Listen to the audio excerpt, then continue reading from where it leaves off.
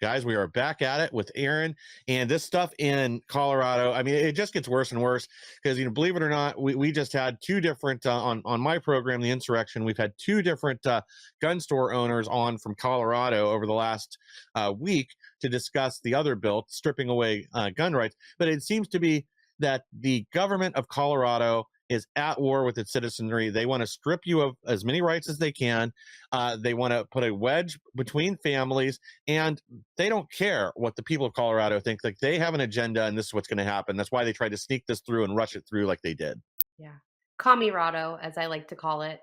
And it's like they're overwhelming us with bills. Like the gun grab was distracting us from the parental rights grab. And I can't stress enough, there have been bills passed since 2019 that led us here.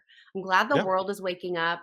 Seems like everyone around the country knows about 1312, and I'm grateful for that. But what most people don't understand is that since Jared Polis took office, and he's run by the Teachers Union, the Colorado Education Association, they have passed the series of these most egregious bills. They lowered the age of healthcare consent to 12.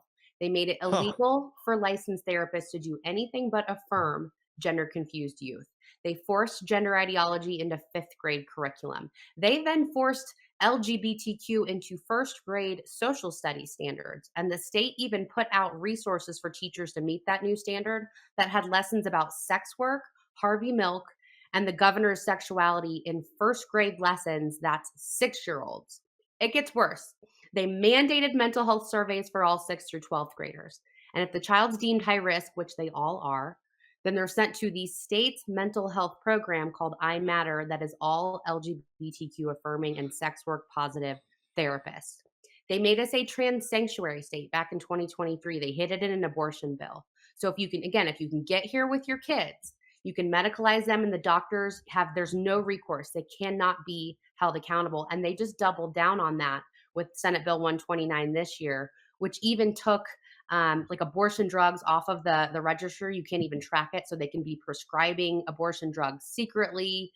There's these detransitioners have no way to file lawsuits, no federal injunction, no state medical board can even do an investigation on these doctors performing late term abortions. We're up to you can actually abort your baby after they're born here in Colorado for any reason you want. We're like the worst abortion state.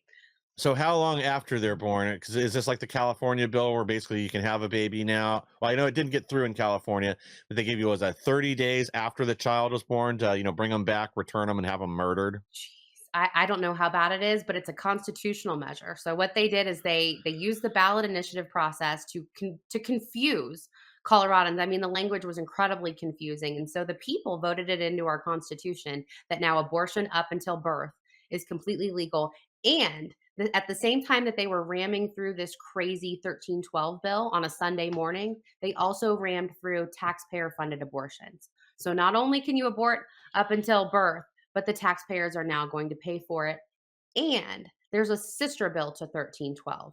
So again, I'm glad it's getting all the attention, but there's also a bill 1309 that has been voted through at the same time. They will be sent to the governor at the same time. This is forcing taxpayers to pay for these elective surgery, transgender affirming surgery. So Oh, if a man thinks he needs breast implants and lip fillers and an eyelid lift and a facelift to feel more like a woman, we, the taxpayers, have to pay for that. But if a woman going through breast cancer needs breast reconstruction, that is not guaranteed coverage. So they're doing transgender affirming surgery, but not sex affirming surgery. These detransitioners have absolutely no coverage, but they're not included in this bill. So we're paying for the abortions, we're paying for the transgender procedures. We're completely off the rails here in Colorado.